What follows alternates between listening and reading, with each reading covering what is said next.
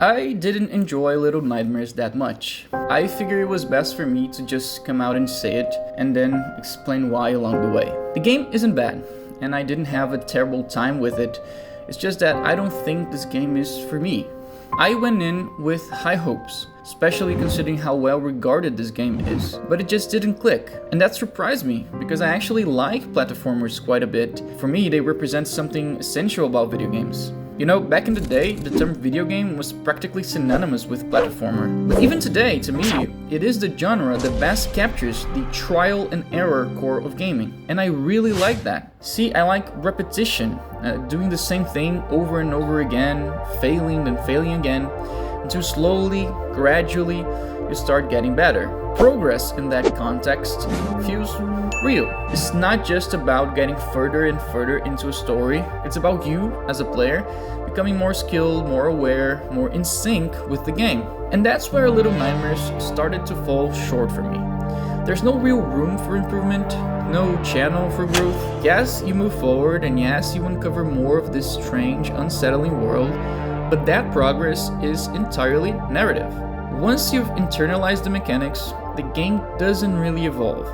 There's no curve, no increasing difficulty, no new mechanics worth mentioning. I wasn't expecting a complex gameplay system. I knew it was more of a narrative experience with some puzzle elements, but even so, the gameplay felt so flat. And speaking of puzzles, I have a complicated relationship with them. I've played puzzle-heavy games that I absolutely loved, and others that I just couldn't stand. And for me, two things make or break a puzzle game. Number one, how the puzzles are presented. And number two, whether solving one helps get better at solving the next. In other words, do the puzzles make sense in the context of the world of the game? And do they contribute to a progression system, even if it's just intellectually? Little Nightmares partially checks the first box, but definitely not the second.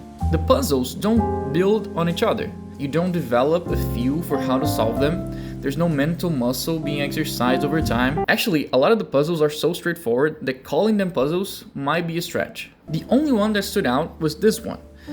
I did solve it immediately, but probably because I tend to be annoyingly thorough in games. I poke around, interact with things, see if they got physics, but when that piece of glass shattered, revealing a new path, I was actually surprised. But aside from that, most puzzles were extremely forgettable. So, if the game didn't do it for me, what about the story? I do like narrative-driven games, even ones where gameplay is basically background noise. But Little Nightmares didn't quite feel like one of those either. See, ever since Journey came out, which is a fantastic game by the way, we've seen the rise of a certain type of game. I don't know how to call them, if it would be appropriate to say that they are reflective games, esoteric games, or you might be high right now games. But you probably know the ones. And whenever I see one, I go, oh, that's a Journey-like. Little Nightmares to me fits more into that category than the narrative-driven category, or the narrative game, whatever. Because the story isn't told so much as it is implied.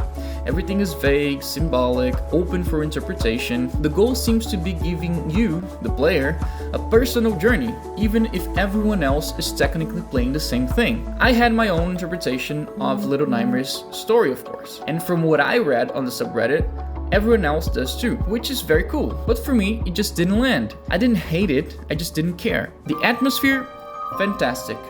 The unsettling, almost grotesque aesthetic, it was very effective. Very nice. But as I move forward, peeling back the layers of mystery, I felt like the game had already shown me everything it had to offer, both in gameplay and in narrative. But the final chapter happened, specifically the second half of it. Suddenly, I was back in. The fog lifted, my interest returned. For the first time in hours, I actually cared about what was coming next. The way this horror fantasy concludes is just brilliant. And not because of any specific revelation or twist, but because of the combination of elements. The pacing picks up, the atmosphere becomes more urgent, the tension tightens. It feels like the game finally evolves. Looking back, I think the ending was so effective precisely because the middle felt so uneventful. It was probably the contrast that made it shine. I am going to excuse myself to bring in a bit of psychology here. You know, after finishing the game, I just couldn't stop thinking about a concept known as the pick and heuristic. It was popularized by a psychologist called Daniel Kahneman. I guess that's how you pronounce his name, a major figure in behavioral psychology, behavioral science in general, who found that when evaluating an experience, people don't consider the average of the whole thing. Instead, we tend to focus on two key moments: the peak, either best or worst, and the end. And Little Nightmares for me might be the perfect example of that. The bulk of the game, honestly, mediocre, but the end, exceptional. And maybe if I hadn't been actively reflecting while playing, knowing that I have to make a video about it, I'd have walked away thinking, well, that was a great game, because the ending leaves a very strong impression. And I can only guess that that's why this game is so well regarded. Maybe I had a different experience than most, but it could also be the case that a lot of players can only remember that final taste, which is indeed very, very good. In the end, I'm glad I played Little Nightmares. I probably won't replay it, but it helped me understand more about what I value in games. And now, the first title in the Steam Backlog Challenge is officially complete. There's still a long road ahead, but I'm very excited for what comes next. That's it. Thanks for watching, and if you want to come along for the ride, don't forget to subscribe. See ya in the next video.